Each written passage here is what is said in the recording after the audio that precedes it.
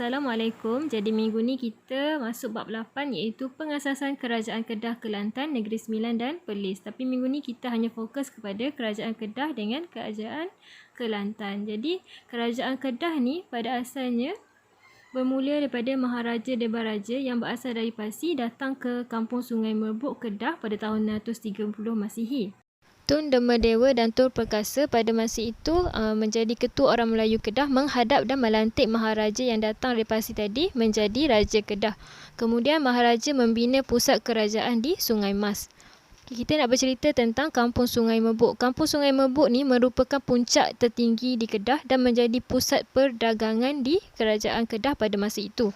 Masa Sungai Merbuk ni dikira sebagai tempat yang strategik lah sebab dia menghala Selat Melaka dan Gunung Jerai. Jadi ia akan menarik kehadiran pedagang untuk berdagang di kawasan Kedah. Segi pergantian pemerintah di Kerajaan Kedah pada mulanya dibuka oleh Tunku Ahmad iaitu membuka Kota Siputih untuk menghadapi ancaman Siam dan Aceh di utara.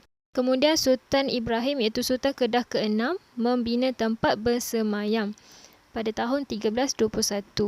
Sultan Muhammad Jiwa Zainal Abidin Muazzam Shah II iaitu Sultan Kedah ke-19 pula mengasaskan Alostar sebagai ibu negeri Kedah. Jadi Alostar tu diperkenalkan sebagai ibu negeri Kedah pada masa ini.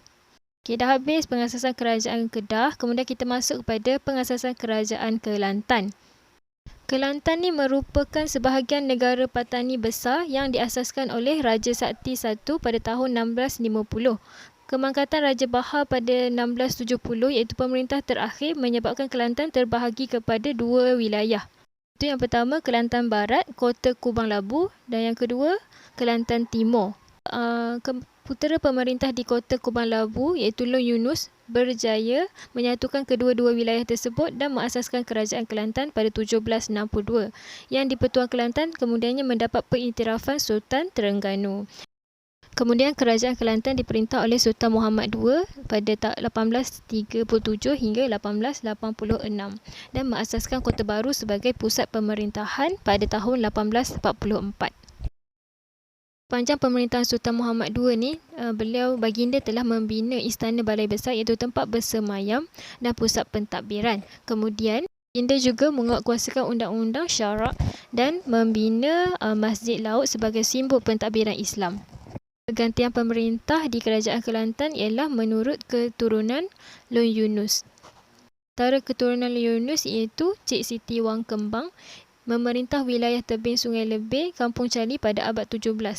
Sejarah juga banyak bercerita tentang Cik Siti Wang Kembang yang sangat meminati kijang iaitu binatang kesayangannya lalu dijadikan simbol pemerintahan Kelantan. Jadi bila kita tengok bendera iaitu logo dapat dua kijang kan. Jadi itu merupakan simbol pemerintahan Kelantan dan logo ini diletakkan pada duit pada masa Kerajaan Kelantan pada masa Cik Wang Kembang memerintah Kerajaan Kelantan pada masa itu. Jadi itu saja untuk hari ini.